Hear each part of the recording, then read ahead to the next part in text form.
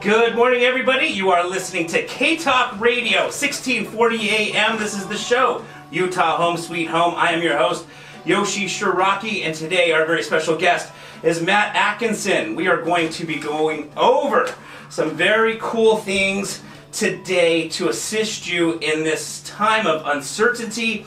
You're definitely going to want to stay tuned for the whole entire show. We're going to be talking about the state of the real estate market due to the coronavirus. You know, there's a lot of people that are not working. Oh, Corona? Corona. Do you have any line with that? So we've got the coronavirus that's unemploying a lot of people. It's going to be interesting when it's time to either make a rent payment or a mortgage payment, and times are going to be difficult. Can I wait to pay you my payment this next month? Yes. All right, we'll see what the federal government comes out with. Okay. We're also going to be talking about things to prepare due to the possible future. Obviously, Matt or I don't know the exact future, but we've got our crystal ball. We've got our crystal ball that's telling us a couple things that you guys are going to want to learn and hear about. We'll also be hearing about a nightmare story. I'm going to be sharing a nightmare story in regards to the last downturn that we experienced and how to better prepare in case that's going to happen again. We're also going to discuss our guesstimated predictions. Guesstimated. Yes. And how we can prepare to capitalize on the negatives to create positives. Yeah, boy. Matt is very excited. I'm excited. Yes. So, without further ado, for those of you who don't know Matt, I'm going to give a brief bio on him. He's been on the show multiple times. Matt is one of my mentors, really good friends as well. He's helped me a lot in my career, but Matt is one of these guys that's good at everything when it comes to real estate. Like, wow, that's really nice of you. Yeah, whether it's taxes, legal. I mean, I remember how surprised I was that he just was really educated in everything from flips to rentals to wholesales to, again, accounting to the legal aspect. I was like, this guy knows everything. And you do. How about I'm familiar with a couple things that are really deep, like real estate. I would say residential real estate investing. Yes. Okay. Commercial real estate investing, I just went to a class a month ago. And I was on the front row just taking tons of notes to learn a lot more. So awesome. We've all got a lot to learn. Awesome. Matt does a lot of flips. He has a lot of doors as a landlord. He's got a large portfolio. Matt, just to give the listeners an idea, I mean, I don't know if you want to share the exact number. Time to time I hear you share the exact number of how many doors you have at events. So we have a little less than 100 properties now because we're liquidating during this this time of real estate investing. So what's important is those are along the Wasatch Front from all the way to Ogden down to South Provo, Utah. Realistically, just staying within a 15-mile radius east or west of the I-15 is what I like to invest in. Nice. I remember at some point you had over 100 doors. Yeah, we liquidated a few. Which leads to my next question. Awesome, thank you. Yes. What are you personally doing right now to prepare for this downturn or correction in the economy that, you know, lots of people think is around the corner? Yeah, you bet. So, for the last couple years, the last 18 months, I've attended some Tony Robbins Business Mastery events. And I went in the August of 2018, so going on 18 months ago. Nice. And something he talked about is like, winter is coming. And he's like, in the season of life, you know, every year we always have a winter season, right? Yep. But he's like, at different economic times, winter season, it's like, we've had a amazing summer, fall of just the market, both stock market, and I'm going to focus on what's happening here in the United States versus what's happening internationally. But I've also been paying attention more internationally in the last month because it's really affecting us. But we've had a big run up, right? The last 9 years, and especially with the stock market, where it is not normal for us to have such a long run of double-digit increases over an extended period of time. So since 2017, we've known each other, I think, since 2009 or 8. Yeah. I've been preparing every year to have in Utah, the difference of the fall and the spring for it to stabilize and just stabilize, right? Yeah. Versus going up 8 to 12% a year. Yes. So the last 3 winters, I've been wrong because the market has still continuously gone up. Yeah. But in preparation for that, I'm okay that I've been wrong because that means I've bought better in the fall and then I have profit in the spring, or I've sat on properties for different reasons that people are like, why do you do these things that you do? There's different reasons why I do different things, and it's also like how to prioritize our focus on our time, right? Right. So, so last year we liquidated about 5% of our portfolio. Nice. Some of that we chose to 1031 exchange, which is a tax deferment, and any accountant, CPA, controller, or if you guys don't know what a 1031 exchange is, I say Google it. There's awesome videos, but basically you're selling a property and you're buying a better property. Now, better is relative. It could be a bigger unit, it could be a newer unit, it could be closer to where you are, but you're selling it for something that's greater than what you're buying something greater than what you're selling. So that's last year. Then this year, going into the fall, we've already identified 4 properties we're going to sell. So, but now we're going to do 8.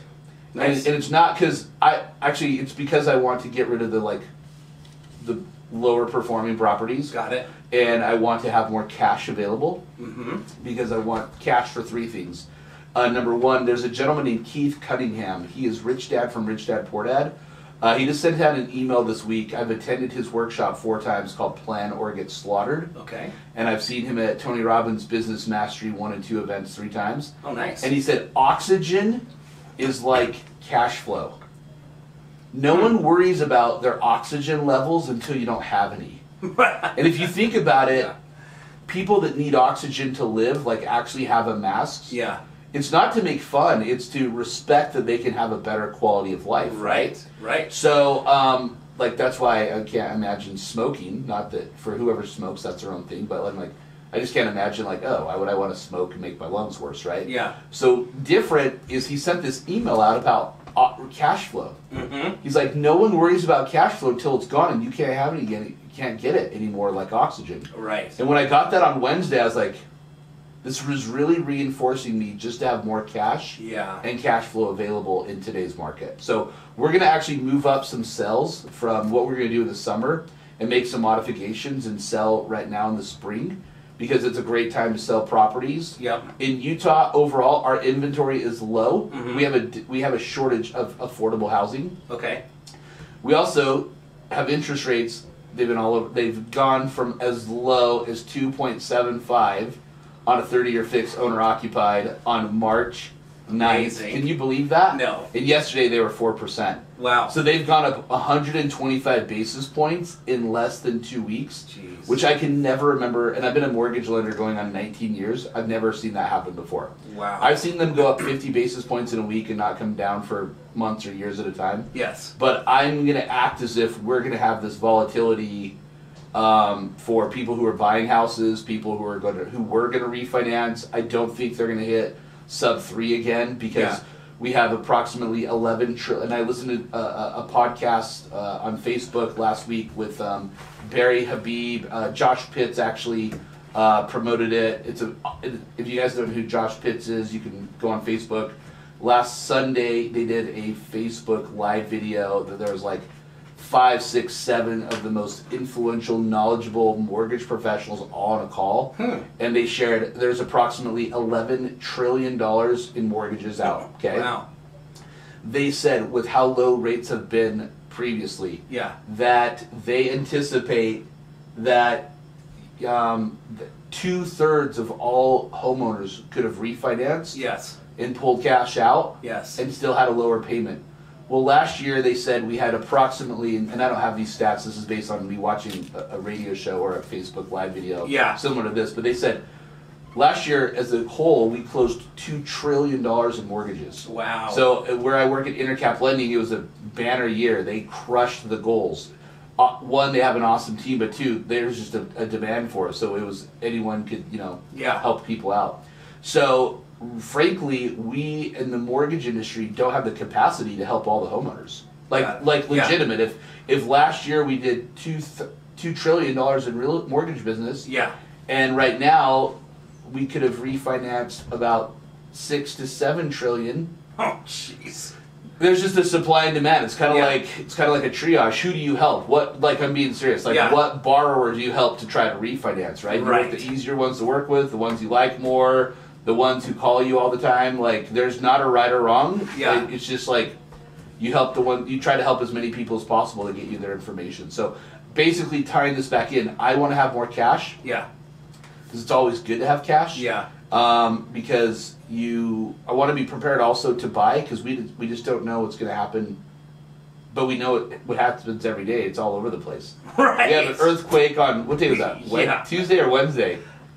I think it was Wednesday. Yeah, we have an earthquake, right? Like, Yeah. I don't even remember what day it was. Like, Yeah. just every day is different in Utah. And something that Tony Robbins teaches is the 6 human needs. Yes. There's certainty, uncertainty, love, connection, significance, growth, and contribution. Like, I love uncertainty. Yeah. So I'm like, this is all over the place. This is driving me. So I think it's also, though, important. Most people need certainty in life, so Right. including myself, right? Sure. So, but I'm gonna stock up on some capital or cash Nice. to be more flexible in the market. What would you say? Thank you for sharing all of that. You've got a pretty big portfolio to liquidate your lower performing assets.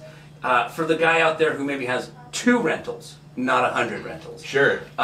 should he be considering liquidating 2 to get cash? Yeah, great question. So in 2006, we bought 13 rental properties that year, and that was with not really a strategy besides like it's like heroin, Yeah. or like you guys are slapping my arms so you guys can watch this after. It's like addictive. Like you're like, Yeah. oh, here's a deal, here's a deal, here's a deal. Kind of like Oprah, you get a car, you get a car, you get a car, you get a car, right? Right. So I think someone who has 2 rental properties, I would suggest that you fix any deferred maintenance in the next 60 days Okay. that you're able to. I think you're going to see some contractors not be as busy because of a lot of homeowners are not going to choose to take on other projects Right. they wanted to do. So you Yep. might get a little better pricing if you have good communication skills with your contractors and make sure you pay them on time. Yep. I think it's always good to reevaluate your portfolio. I think personally, you should plan on keeping your rental properties for 10 years. So like, let's say you bought 2 of them 5 years ago, so what's that, 2015? I think you reevaluate your portfolio every fall. I'm going to share a couple things actually with that, if that's okay right Please.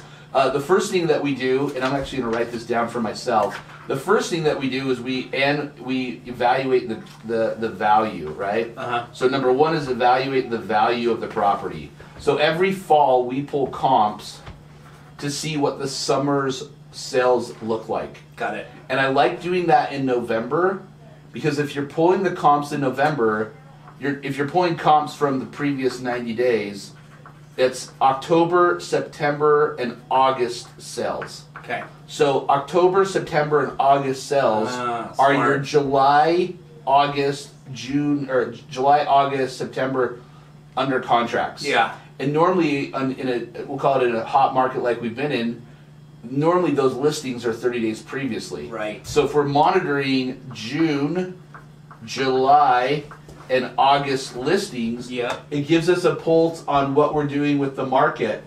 So with that, number 1 is reevaluating the comps. Number 2 is what is the gross rents? Okay. So gross rents is we're taking into consideration, hey, based on the summer, what is the rent of the property? The third thing is what's the depreciation of the property for taxes? Got it. So as we're looking at the depreciation with the taxes, if we're looking at the depreciation with the taxes, then we can take into consideration what's the total value, what's the gross rents, what's the depreciation. The fourth one that we take into consideration is capital expenditures. So what I mean by capital expenditures, for example, right now we're adjusting our maintenance to be sensitive with the contractors to focus on outside work right now. So rather than, normally we would be doing spring inspections right now for renewals, but because we want to adhere to the best of our ability based on what we know, we want to adhere to like health and safety concerns by the local government. Yes. Our contractors have also, in different ways, shared, hey, we want to be safe too, and we totally understand. So, to the best of our ability, we're going to focus on doing work on the outsides of homes right now. Yep. And then when we have emergencies, they're going to go in and take care of stuff. But then also we have normally vacant homes that we're remodeling to flip. So, right now, while when there's good weather outside, we're focusing on working outside. Nice. And then when it's raining, we're going to have them go work inside. So, as we go back to that, so number 1 is review the current value of the property. Number 2 is what's the gross rents. Number 3 is what's the depreciation on your tax returns. Number 4, what does your capital expenditures look like? Because if you're doing your books on a monthly basis, you're going to have a good idea of what it costs to have tenant turnovers. And then number 5, what area, like what's that area looking like, right? Right. So can I give another example? Yes. So in Glendale, Utah, for those of you guys that are not from Utah, is west of the freeway, I-15, by Delta Center, Energy Solution Arena, Vivint. Now it'll probably be the Shiraki Stadium in a couple years, okay? But that is a very up-and-coming area because it's the last affordable pocket in Salt Lake City proper. Yes. Because people want to reduce the commute. Right. Now, if you have a property in Glendale, Utah, and this was talking to there's 2 realtors that I'm talking to right now to help them out. One of the properties they own backs the freeway. Got it. The other one is about 750 square feet. So there's some uniqueness of the properties. They're smart by listing the properties more economically, even if it was on the other side of the street or is 100 square feet bigger. Yeah, they'd get another $20K. Yeah. But because they're selling the properties aggressively, knowing normally first-time home buyers are the buyers, normally first-time home buyers a lot of times are in the service industry, travel, restaurant, different things that are shut down, managers, general managers. They're being proactive, and I would encourage them to be sensitive with hey, who's really your buyer, right? Right. So as you reevaluate, now let me pick a different area just for fun. Same west side of the freeway, but north, we'll call it Rose Park. Yeah. So you have Poplar Grove, you have actually Glendale, Poplar Grove, Fair Park, which I call South Rose Park. Okay, but Fair Park, and everyone that lives in Fair Park is like, no, we live in Fair Park. Okay, Fair Park, then Rose Park. Then you have North Rose Park. North Rose Park is actually north of 100 North. Those properties are built in the 60s or 70s. Right. Between 600 North and 1000 North, those properties are all built in the 50s. Yeah. South of 600 North, which is Fair Park, those are all built in the 20s, 30s, or 40s primarily. Got it. So you need to be conscientious with your portfolio. I know if I have a 4-bedroom, 2-bath house that's built in 1960 as a rental and a 4-bedroom, 2-bath house built in 1920 as a rental, I know my upside is going to be the newer property in Rose Park, hypothetically, versus the older property in Poplar Grove. Right. So there's some different ebbs and flows that's what I'm reevaluating with my portfolio. And I think, thank goodness this is recording. Thank you very much. And for people that are listening, but this is a great way that everyone throughout the United States, they know their criteria of what they could reevaluate on an annual basis with their real estate portfolio. Awesome stuff. Thank you for sharing that. Matt, a question that I see getting thrown around a lot through social media, or I'm getting asked, is there's 2 thoughts out there. Is one, refinance your home with these low rates and make your payment smaller. The second is, no, get a home equity line of credit to get cash out in case we find ourselves on that rainy day where the downturn is there. What's your thought between the 2 if somebody comes to you and says, hey, should I do one or the other? I'm going to do 3. Oh, great. Yeah, so number 3. So so it depends on what your financial situation is, right? Right. So let's say hypothetically, you could have, and you still can, you got to be Johnny on the spot, communicate with your lender, get your financial information to whoever you're working with. You can work with me at Intercap Lending, right? Sure. So you guys, my email's matkinson@intercaplending.com. You can put in the subject line radio show with 2 good-looking guys, and I'll know who you are, okay? And if you don't, you can use whoever you want. But what's important is I would consider the 3rd option. Okay. If you don't need the cash flow right now, if saving $300 a month is not a big deal to your financial situation, which is fantastic. Yep. I would still refinance. I would pull money out on a fixed rate loan, and I might put that $50,000 or $60,000 in savings, so I have 6 months of reserves. Nice. Because you're like, hey, I don't have the $300 a month is not a big deal to me, which is okay. Now, let's say the $300 a month is a big deal to you. I would totally refinance your existing debt, or I would refinance your existing debt and pay off all your consumer debt so then you save more money. The best option, if you're able to do it, is I would actually consolidate all of your debt. I would actually stick to a spending plan. I'd stick to a spending plan. As you stick to a spending plan, then you know what you're going to spend, and then I would actually get cash out and get a home equity line of credit. What happened during the correction last time is home equity lines of credit, not all of them, but probably, I think I would wonder what the stats are, but just based on me going off, remembering, talking to consumer, I'd probably say 70 to 80% of people's home equity lines of credit froze. Yeah, turned off. Yeah, turned off, and you didn't get a notice. They just said, yeah, here you exactly. go. You do not have access to this any longer. Exactly. So, with that being said, another thing that I would consider is make sure you have 6 months of living expenses saved. Like, that is more crucial now than ever. Yeah. Because if you have 6 months of living expenses saved and you have a job loss, you're going to be in a better spot. Now, what happened during the last recession, in my experience talking to people, is those, like, I think, I got to be honest, the people who, like, needed the work, they were scrambling to go get work immediately. And then there was a mental, like, they got deflated because they couldn't get a job or they couldn't get earned as much income as before. Yesterday I was talking to a real estate investor. They own 6 properties. Right now, one of the borrowers is currently not working by their choice. Not that they got laid off, okay? Okay. They're in tech. But the income is like $60,000, give or take a year. This can happen to a lot of people. Yeah. My comment with them was like, hey, look, I understand you chose to take a break before this happened. Yep.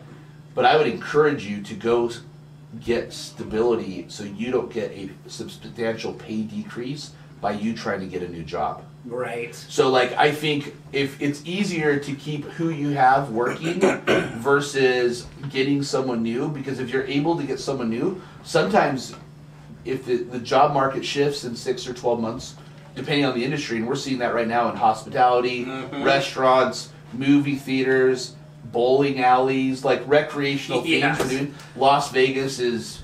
Oh, I can't even imagine. Yeah, I can't even imagine being in Las Vegas either, okay? Seriously. So I think it's important to have 6 months of living expenses. Now, let's say you're a real estate investor. As a real estate investor, I'm actually getting capital for 12 months. Now, it's not because I'm fearful, I just want to be prepared. Yeah, and guess what? If I have the capital, I'm not letting it sit in the stock market because that is all over the place. Yeah. I'm investing in what I know. And so if that means sitting on cash for 6 or 12 months, that's good. That's allowing you to be disciplined. Yep. Because that's good for you to have that much cash. And then guess what? If then there's different opportunities to buy, yep, you'll be able to be more selective. Absolutely. Absolutely. Awesome. Thank you for sharing that. Okay, so we're going to take a commercial break. When we come back, we are going to be talking about a nightmare story and the lesson that can be learned. I've got a story that I want to share with you in regards to a client. It reminds me very much of 2008, but this is happening as we speak. So don't go away. We'll be right back, and we will go into the nightmare story. Go to my car. In my black bag, there's probably some type of protein bar. That's With what smartphones and technology, Yeah, making okay. life a little easier. The Snap Leash has also been designed to make life a little easier for you and your pup. Whether you're out on a stroll in the park, or possibly a walk through the city, or maybe even a hike up in the mountains, the Snap Leash is the perfect leash for you. The Snap Leash can easily and conveniently convert into 7 types of leashes, making the Snap Leash the most convenient leash in the world. What other leash do you know that is 7 leashes in one? With the Snap Leash having appearances on the Today Show in New York City, TV 47 in Dallas, Texas, and ABC 4 on Midday, Utah, you are definitely going to want to take a peek at what the Snap Leash can do for you and your best friend. Make life a little easier for you and your pup. And visit www.snapleash.com today. All right, guys, we are back. This is K-Talk Radio, 1640 AM. I am your host, Yoshi Shiraki, and our special guest today is Matt Atkinson. He is sharing a lot of valuable information right now in this uncertain time. Good ideas on being prepared, good ideas on, getting ready in case we find ourselves in an interesting correction or downturn. But now it's time for the nightmare story. And I wanted to share this story. Bum, bum, bum. Wanted to share this story because I'm going through a situation right now where somebody came to me just a couple weeks ago to assist them, and it reminds me so much of 2008. This individual basically fell behind on their payments probably about 16 months ago. However, they did nothing for 16 months. Why are you telling them about myself? Yeah, so Matt, unfortunately, didn't pay his mortgage. True. It's happened once or twice in my day. And so basically this individual tried to do a loan modification, tried a couple different things, but then when those things didn't work out, they did nothing. They did nothing until they realized that the foreclosure auction date was around the corner, at which point then they decided, uh-oh, we better do something because we're about to get evicted, right? But the problem was there was so little time left because they waited for 16 months that now, unfortunately, the possibilities of what could be done with the bank to work with them, to negotiate with them, the bank has now refused to even entertain any types of negotiation because they've tried to deal with this person for the last 16 months. Over the last 16 months, this person really didn't respond, and so now that he's looking to respond, they're not looking to play back anymore, and so sadly, this home's going to be in auction later this month. This kind of reminds me back in 2008 when lots of people were in pre-foreclosure, and they would wait till the last minute, thinking, oh, eventually something will happen, and then nothing happened, and then they got foreclosed and lost their home. I have a feeling that we might see more of this, and the point of this nightmare story and the lesson to be learned is don't wait for the last minute. There are people out there like Matt, myself, lots of people on this show that I've had who can assist you. I mean, if you find yourself in a default situation, it's normal, to find, especially in uncertain times where people do not have the ability due to loss of income to make these payments. Rather than lose your home, if this person would have sold their home 16 months ago, there would have been a lot of equity, they would have been able to profit, but now because they waited over 16 months, all these fees accrued and now they're negative. So they're going to lose their home and lose all their money. So the point of this is reach out to somebody. I mean, that's what we do. Matt, when I say we, Matt and his company do that, I do that. Reach out to somebody who does that and immediately get started because you'll have way more options and hopefully have the possibility of walking out with, at least some money. I mean, you're going to, even if you cannot stay in your home, at least you might have the opportunity to walk out with money. Where this individual, because he waited 16 months, there were over $50,000 in fees, which wiped out all his equity. So now he's walking away with no money and losing his house. So that is the nightmare story I wanted to share with you guys.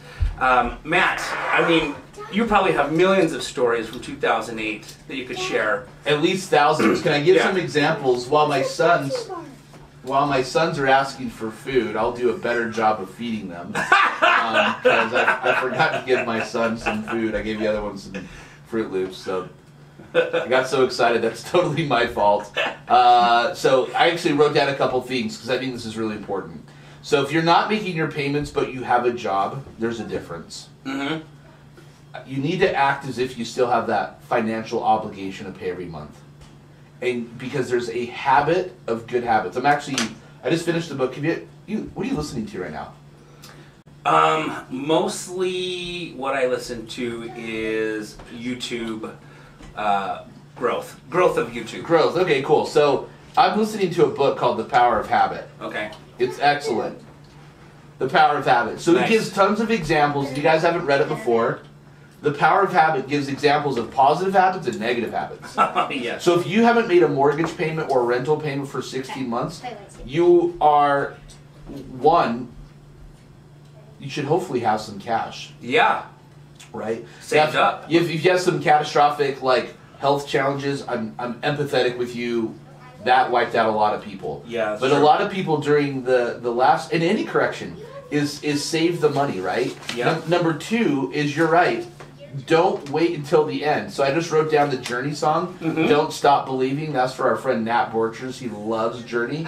There you go, Nat. Don't stop believing, right? Like, dude, things are going to work out. Now, here's the cool thing. Here's the good solutions with your colleague, friend, client, whoever it is, right? Yep. One is you can sell the property to another person and they can bring it current and save your credit. Sure. Number two is you can try to do a short sell, and I think you shared with me they're not able to do a short sell. Correct. Right? And number three is you can file for bankruptcy and defer it. All of those are different financial situations. You need to consult a bankruptcy attorney, your tax professional. There's different ramifications. That's also layered with what we're going to see with the different job market right now, right? So I think that as long as you're aware and you're proactively talking to the most competent people is really, really important in today's market that we're in.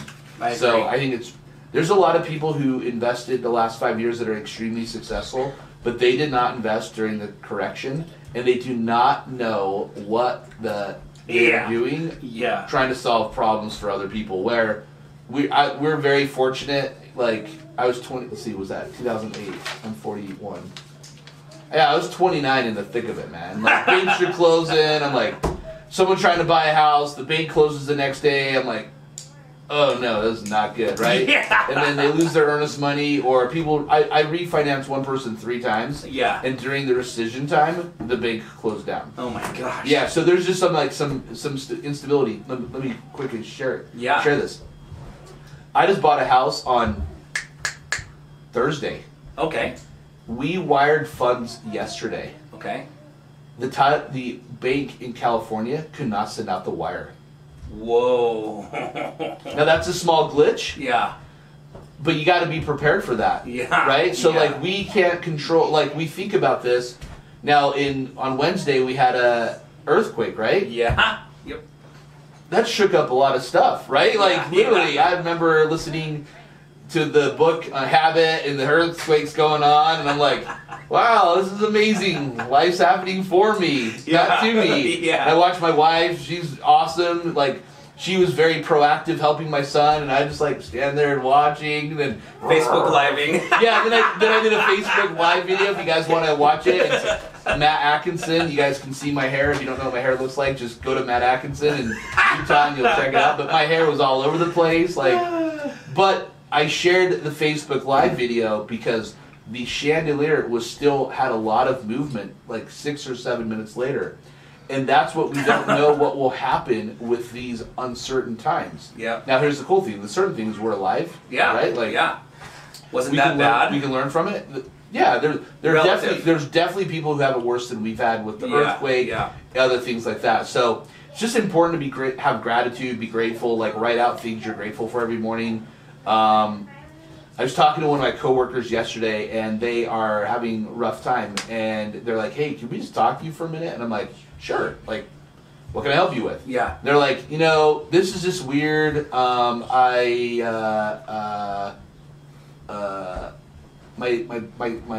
parent is having a hard time with one of my other parents passing away last year. I'm sorry to hear that. Like, one of my friends has cancer that's catastrophic. Oh, single parent. I'm like, I'm sorry about that. I recently am now single, so I broke up with that relationship. I'm like, okay, well, is that a good thing or a bad thing? They're like, it's a good thing overall, but I'm alone. I'm like, well, okay. And I'm like, well, can we just do an exercise? And they're like, yeah. I'm like, what are like the last 3? What are 3 things you're grateful for? And as they literally shared with me, like they shared some personal stuff. This is at work, like randomly. Yeah. And they're like, and then I was like, that's awesome. You're grateful for those things. Like, I'm grateful for my wife. I'm grateful for my kids. I'm grateful to be alive. I'm grateful for my parents. Grateful for my employees. I actually joked yesterday. I'm like, guys, if we like got nuked by a nuclear bomb right now, besides being with my family and friends, like I can't think of anywhere else I'd want to be than working, trying to help people. And then they'll start laughing in my office. But I'm like, I'm dead serious. Like, besides being with my wife, family, and friends, like close friends, like I'm totally loving what I'm doing because we're working tons to try to help people financially. Yeah.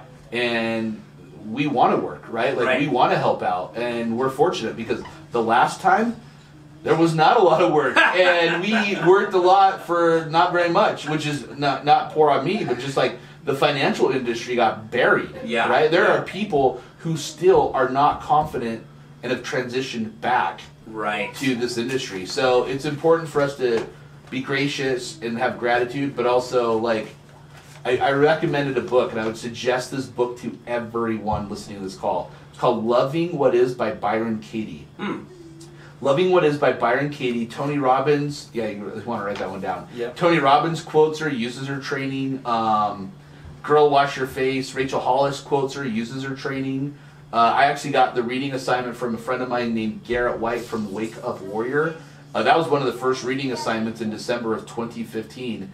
And after I listened to that book, I love her voice. It's like grandma's voice, like oh grandma, or oh abuela, or how do you say grandma in Japanese? I'm not sure. Suzuki, I think. Suzuki. I Oh, don't know. Suzuki, I just made Honda, Toyota. Yeah, Okay, Subaru. Okay, so anyway, Maybe like, karate. yeah. So it's just important to be gratitude with these times because we in the United States, I actually did a Facebook, a WhatsApp message today to a friend of mine that I know who lives in Amsterdam, and I'm like, hey, what is it like in Amsterdam, like today? Yeah. In Norway, and as they shared with what it's like, they're like, there's no school, people are working from home. I was like, oh, it's not just the United States. Yeah. There's no school, people are working from home. No gyms, you can't work out at the gym. Like I'm like, oh man.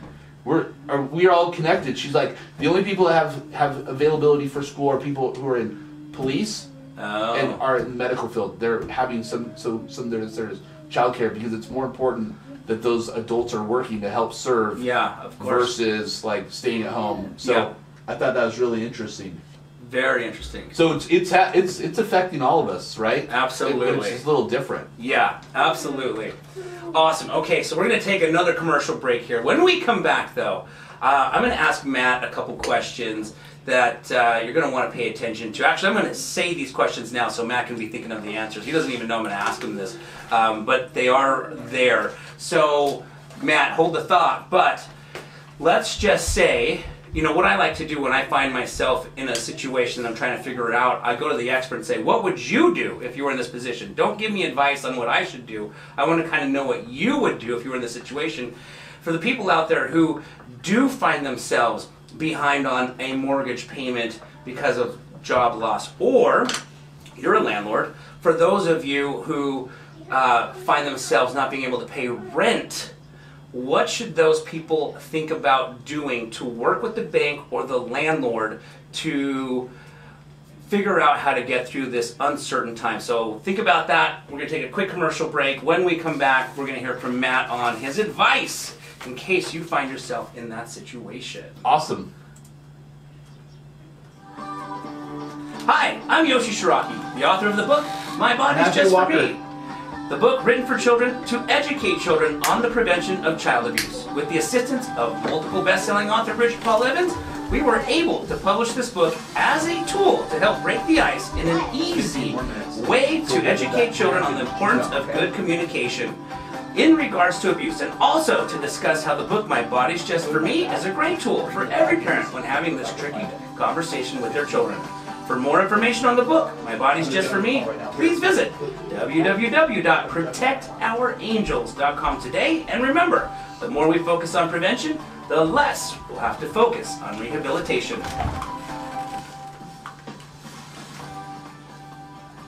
All right, guys, you are listening to K-Talk Radio, 1640 AM. I am your host, Yoshi Shiraki, and our special guest today is Matt Atkinson. So right before commercial, I asked Matt a question so he can be thinking about the answer. Matt, you are a lending expert. You're also a landlord expert. So I figured if there's anyone who's going to be good at giving advice in this particular situation, it would be you. So let's just assume that one day during this uncertain time, for whatever reason, job loss, somebody out there, or let's just say yourself in this example, are not able to come up with your mortgage payment, or you're not able to come up with your rent payment. Let's break this question into two phases. First, what can a homeowner do to proactively start working with a bank to minimize this potential difficult time on not being able to make a mortgage payment? And then what could a tenant do to work with the landlord proactively before hopefully they are evicted, to proactively figure out how to get through this difficult time? You bet, that's a great question. So I've thought about that a lot the last week as the state of Utah. Like, here's an interesting thing. I think we don't focus, or I'll say for myself, I think a lot of times we don't focus on like what is happening until it affects us. Yeah. Right? Like, until it affects us, out of sight, out of mind, Yeah, right? exactly. Like that's just what it is. In the United States, where we had an earthquake in Utah, and it freaked everyone out that felt it, right? Yeah. Now, I think I had 2 people text me or DM me that don't live in Utah. They're like, "Hey, are you okay? How's the earthquake?" I'm like, "LOL, I'm outstanding." Like this, I love uncertainty, right? Yeah. So, with that, here's 3 things I'm going to give on both suggestions. I'm going to talk about the tenant, and then I'm going to talk about the homeowner. Okay. Because I think the tenant has different rights Okay. than the homeowner does. Nice. Okay. Pay attention, so, everyone. Yeah. So the tenant. So number 1, if I was a tenant, I would actually I would discontinue any extra third-party items that really don't serve me financially, like today. Mm-hmm. So if I can save $300 a month doing stuff that's not serving me, like discontinuing subscriptions, or just little things that make a big difference. That's number 1. And save that money. And save that money immediately. Number 2, I would reduce frivolous spending. So, for example, Starbucks, everyone. I'm dead serious, Yep. right? Like, you're gonna like, well, I need it. Well, here's the whole thing. Really, what we need is oxygen, Yeah. fuel, Yeah. water, and sleep. Like, Yeah. literally, if we talk about the cavemen, that's what they all needed. Right. And some love and interaction, right? But if you Right. really think about it, so I would reduce those extra things. Now, the crazy thing is, tons of people that I'm talking to that are more fearful are watching so much freaking TV. Okay, Yeah. like I'm not binge watching. Like I actually, I apologize, I misspoke. I think I've watched more TV in the last 2 weeks, just watching something with my family at home, which is great.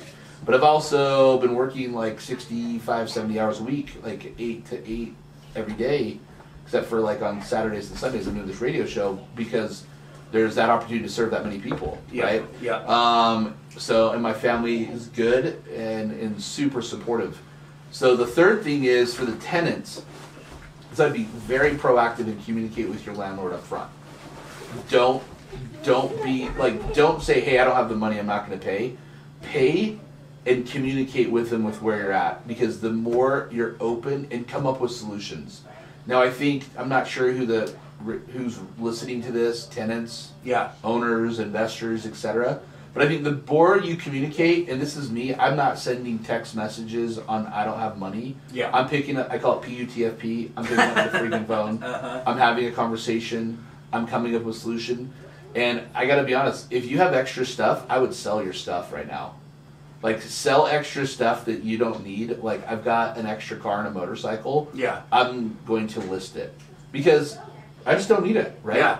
So, and, if I sold it a month ago, I'd probably get a better deal, or I would have got more money, but I just don't need it. It's just sitting there. It's just kind of depreciating. When was the last time you rode your motorcycle? It's probably been as long as you haven't colored your hair. Only time will tell. Okay, so when we die and we look at the book of life, we really know when we quit doing that. So it's probably been about 10 years, give or take. Maybe. I've never seen you ride it. Yeah, I think since my son Matthew was born, and he's 10, he's turning 10 this year. I kind of quit riding it. Got it. So those are what I would suggest for the tenant, because you are not as protected. If you don't pay rent, you have a contract, and depending on what the local governments are, you need to talk to your landlord and be understanding. And all landlords are in different financial spots too. So Sure. There's not a right or wrong solution. Now, homeowners. Yeah. If you're still working, I'd pull cash out of your properties now, or reduce the payment and save the extra money, as if you weren't spending it, and I put it in a bank account. Like literally, I'd stock up your savings. Okay. And if you, that's number one. Number two is I consolidate all your debt. Now, it doesn't mean, hey, let's not be fiscally, like the sky is falling. No. Here's the crazy thing. The interest rates are so low in general. Like, what a great time just to save and pay off a bunch of stuff, but start saving, whatever the savings is, put that cash away. Mm-hmm. Now, I don't know about you. You like to travel to California back and forth, right? You have some family there. Yep.